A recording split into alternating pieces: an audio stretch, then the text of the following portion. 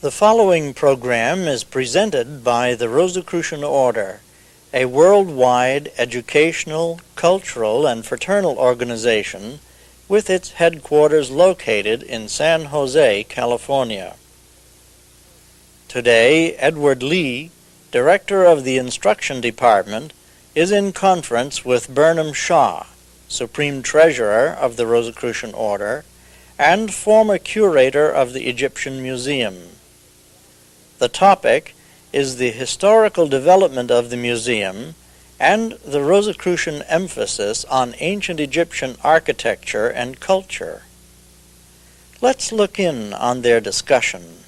Well, I'm very happy that you could take some time out of your busy schedule, Mr. Schaa, in order to answer some of these questions that the class masters in the Department of Instruction have concerning the Rosicrucian Egyptian Museum.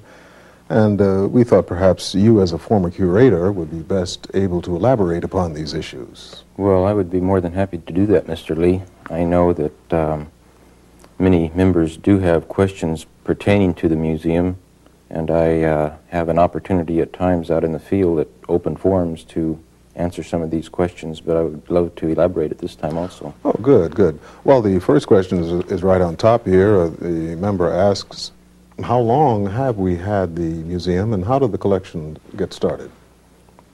Well, the collection actually began with the initiation by Dr. H. Spencer Lewis in 1925, contacting the Egyptian Exploration Society, primarily relating to some of the digs that were going on at Tel El Armana at that time. And subsequently, from that date, in 1929, he conducted a tour to Egypt and was actually able to return with some artifacts that he had acquired there. And this was the initial beginnings of the... Those were the very first objects that became accessions number 1 through about 6 of the museum collection. It was called the Oriental Museum at that time, wasn't it? The Egyptian, Rosicrucian Egyptian and Oriental Museum, but because of the scope and direction that the collection just naturally took over the years with the emphasis on Egypt and the Near East, when we built the new building in 1966, it was decided then by the President Imperator, Mr. Ralph M. Lewis, to change the name because the emphasis was primarily on Egyptian objects anyway. It was a logical move. Oh, yes, very definitely, and very good for the organization and the museum, too, because although it's not a large museum by world standards, for a specialized museum of Egyptian antiquities, it's probably the 4th or 5th, one of the, say, half a dozen best collections in the United States. Well, it certainly is an impressive collection. One member writes, how can you justify the fact that we had these collections, these artifacts coming over at that time, or how can we explain that? Because in the light of today's rulings by the Egyptian government, they're so tight on the exportation of our artifacts. Was it much looser at that time? It was in the process of being established, and there were still, like, should we say, restrictions rather than total lack of letting anything out, which has recently developed practically, because the Egyptian government discovered at too late a date that many of the fine examples had already gotten out of the country, and consequently they were unable to have the very objects which the large museums of the world display now. In approximately 1890, the restrictions went on, but until about the 1930s, they weren't as comprehensive as they are today. Right. Well, before we get to the first object that I see here, this very beautiful sort of aqua marine color, I guess, I would like to ask, the artifacts, are they original in the museum? Oh, well, for the most part, I prefer to say 99% of them are true antiquities. This might vary a percentage or two because of some of the very monumental reproductions that we do use to display certain aspects of the art form and the unique things that might perhaps, like, let's say, the head of Nefertiti. There's only one in the world, and in this case we do have a reproduction of that, and it would be a few items of that nature that are in fact reproductions. Oh yes, the original being in the Berlin Museum, I believe. In a museum in Berlin, yes. Yeah. And actually this is quite not all that uncommon in museum fields to have even major institutions displaying one-of-a-kind reproductions. As I said before, my eye is really drawn to this central figure. Can you tell me a little bit about it? Well, this is a very beautiful little figure of it's actually referred to as a Ushepti, which is a servant figure.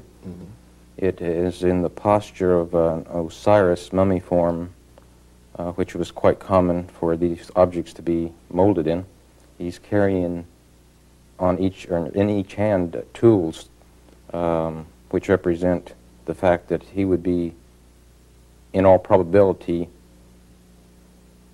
asked to perform a menial task in place of the nobleman or the pharaoh whose tomb he would have been placed in at the time of his transition. I see. So let's see if I can get this straight. This particular figure, is this a spiritual representative of a servant to the deceased king or pharaoh? Is that, yes, and it's maybe a little confusing without knowing that some of the chapters in the Book of the Dead, I believe the 125th chapter in the Book of the Dead says something to the effect that if Osiris asks of the deceased to perform some menial task, then this servant figure, Ushepti figure, would in fact perform this task in his stead. I see. Well, that actually goes along with such things as having food in the chambers and things of that nature. Very similar, and all provisions for the afterlife, which they viewed as being very similar to what the person experienced in this world. It's the same type of lifestyle. Right. I see. What would this general type of hieroglyphs mean on artifacts such as this? Well, in most cases, they are, in fact, chapters from the Book of the Dead. Whether this is the 125th, I haven't analyzed that, but it would be something very similar to that. Does the color have any significance? The color, this particular color, is probably the results of fading over the years. This particular object probably goes back to the New Kingdom, and that would be approximately 1,300 years BC. So it probably started out as a deeper blue, which was quite common in their faience. They had a preference for a deep blue faience, and I presume that this has faded over the years. I see. Perhaps the color of the sky or some nature color. Well, the blue itself was quite considered quite a royal color. Oh, it was. I see. You mentioned earlier about the digs at Tel El Armana, and this brings up the second question from a member. He asks, what is the significance of Akhenaten in our museum? I noticed that we have this single room dedicated to that particular period. Right. Of course, the Armana art form has been recently quite popularized, and much discussion is always occurring about it. We have many artifacts on display in this gallery that you're speaking of, directly from the site of Akhenaten, which was the city of the horizon founded by Akhenaten himself, approximately 1360 BC. Right. The architecture, the style of carving of the figure of Akhenaten himself, this has been the subject of some controversy. We often get questions relating to the fact that why is it that Akhenaten has such a weird shape and so forth. Is this sort of the realism of the time, or is there another explanation? Well, It has gone so far that people think that even it's a representation of some physical deformity. But Yes, I've heard that. But there were periods in, like, the development of Armana art, where both before and after these more or less elongated forms expressing the shape of Akhenaten's posture, that they were naturalistic and actually looked very realistic both before and after. So it's obvious to me, I think, that it was a stylized freedom, possibly, that the artist experienced for the first time. Until that time, Egyptian art had to remain rigid and conform to strict canons and proportions of height and breadth. I suppose you're probably aware that most of the pharaohs appear like gods, almost. This is true. That's right. Or some sort of athletic heroes, a perfect specimen. Exactly, right. And even when they're represented as, in the case of Pepi I, at 91 years of age, you would still see him represented as a very aggressive young man. Ah, if only it were true. But let's get on to this next urn. Now, this seems to be from an older period to my left. What can you tell me about that? Well, this is a very interesting object, this polychrome clay, baked clay, red bottom, black top, and it is one of the examples we have from pre-dynastic Egypt. And many people confuse the fact that the Egyptian civilization began with the Pyramid Age. And actually there's every indication that the evolution existed prior to, well, at least prior to 5,000 years BC, and up till about 5,000 years BC, they were more or less hunting and gathering communities in the Nile Valley. And then they settled down to permanent residences. And some of these pre-dynastic areas that artifacts like this come from represent cultures that developed during those 2,000 or 3,000 years prior to the building of the pyramids. This particular object might be from the Amratian, possibly Badarian, but the Amratian are more noted for this particular type of pottery. And then you have the development continuing from the Amrasian about 4,000 years BC to the Gurzian just before the dynastic period of Egypt. Does the double color signify anything? It's a question as to the manner in which that occurred, and many archaeologists believe that it was simply the results of the manufacturing process itself. When these pots were fired, one theory that has been suggested was that they were simply turned upside down in the fire, and then the black ring around the top came from the ashes themselves. A simple explanation is probably... It's probably more truth than trying to elaborate some artistic form. Right. So this may have been a decoration or holding water or whatever? Yes, I would say something of a very utilitarian nature. Right. There's an interesting aspect that we don't really truly appreciate sometimes is pottery development in Egypt, although they certainly had the technique very early, never reached the level that it did in certain other civilizations.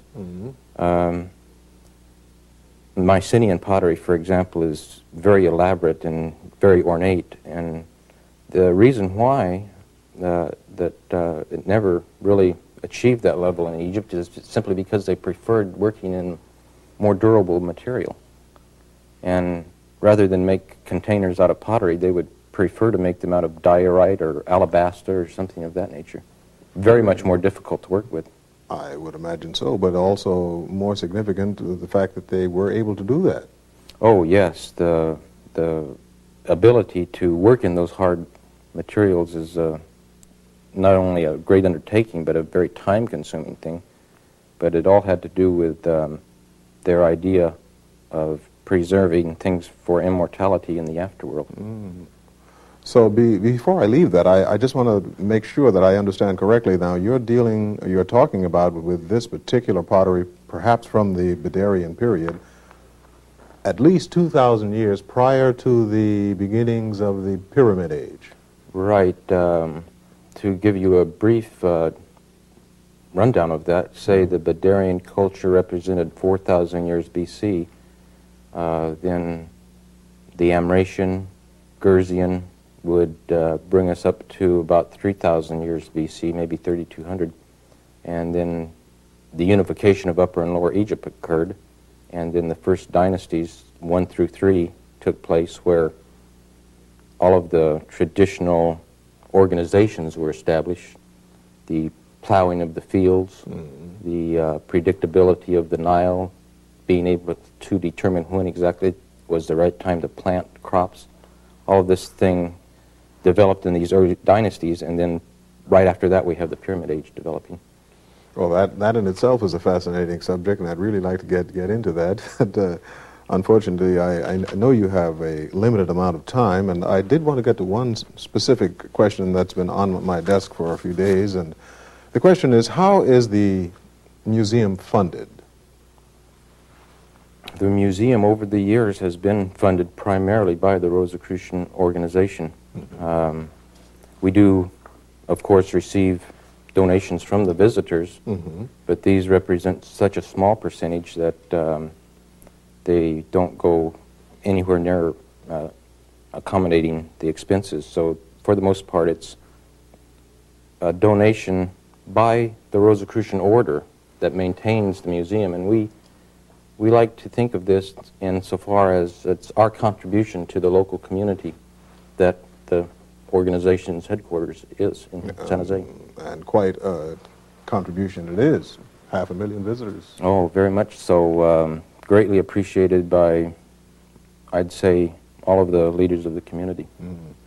The thing is that we have a very impressive rock tomb. How did that get started?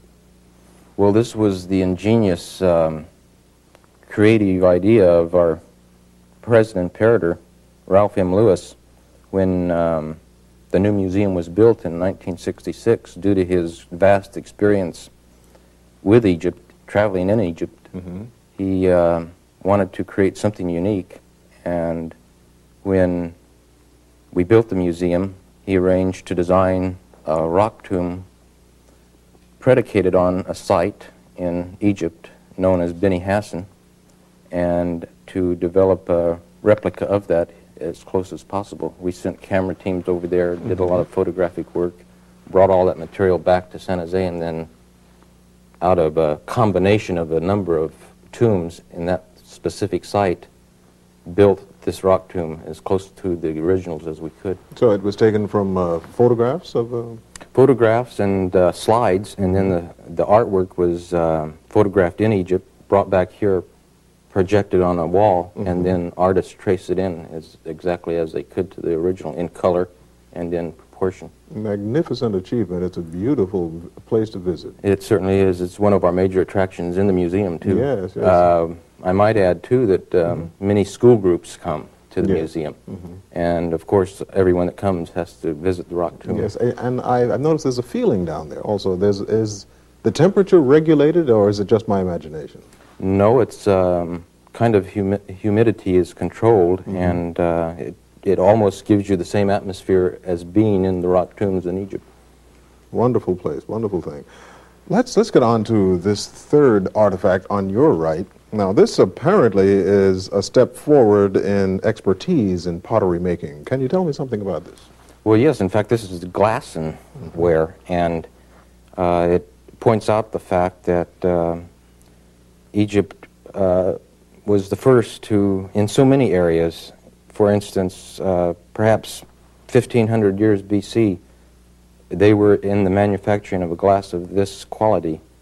And it also denotes not only the degree of workmanship that the artist himself must have had in the molding of it, but insofar as all the little bands there represent layers of glass placed in and on the object at the time of manufacture. Did they have a class of people, artisans, who worked primarily in works of art? Yes, in fact, they would have like specialties among themselves, schools that would, for the most part, just work with glass. Glass was a semi-precious substance at that time. Yes, ancient man, of course, has honored glass, natural occurring glass, for many centuries. Obsidian was greatly prized, and then when they could actually manufacture it, it became a very desirable thing to have. It's very interesting to note that to achieve this type of manufacturing, you might need a fire of 3,000 degrees Fahrenheit. And they achieved it. Yes. And how do we account for the fact that they were able to achieve such heat? Well, there's never been an exact description of the types of I shouldn't say there has never been an exact, but there's never been a site that we could say that this was exactly how that was achieved. It's one of the mysteries of the ages, and I'm sure that as time rolls on, we'll learn more and more about the fascinating Egyptian culture and the things they knew. But as I look at all three of these artifacts on this table, I'm struck by the fact that here on my left, this piece that is perhaps from the Badarian age, 5000 BC, there's an apparent or an obvious move up in ability as opposed to the next two. Can you comment on that? Yeah, most definitely, because again, as you pointed out, one was from such an early age, and the other two objects are, if not, I would say in all probability, from the New Kingdom, which is the 18th, 19th, 20th dynasties, at the height of the Egyptian civilization, when their world influence extended to the known world, and they were actually rulers of the known world, and of course everything developed to a very high degree. You know, as I look at these artifacts, another question comes to mind. If I wanted to begin a museum today, how possible would that be, an Egyptian museum? Practically impossible. I would think that if anyone had an idea of doing that, they would have had to be working on it for some time. We're very fortunate that we have the thousands of objects that we have because of the time in which they were acquired. Now, the cost would be prohibitive, but the possibility of even getting accessions of this nature is highly unlikely. So the fact is that we did get these artifacts from duplicates of people who did have their collections, as well as from ancient Egyptian collections? Well, yes, and some from private donations made to the museum by individuals in the field. For instance, Dr. Steindorf's collection was completely donated at his transition to the museum, with the understanding that we would put it on display. I'm sorry, he was a consultant to the museum?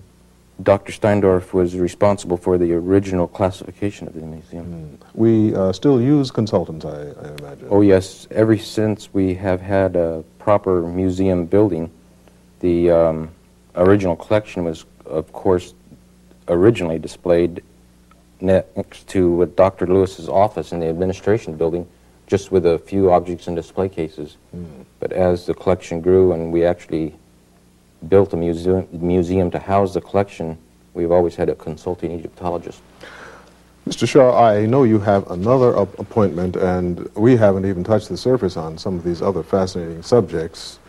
I'm wondering, would it be possible for us to meet again at a later date and discuss some of these other interesting aspects and answer some questions? Oh, most definitely, Mr. Lee, and you're very correct. We have just touched the surface, and the museum has so much to offer that I would be very pleased to meet with you again about this. Oh, thank you.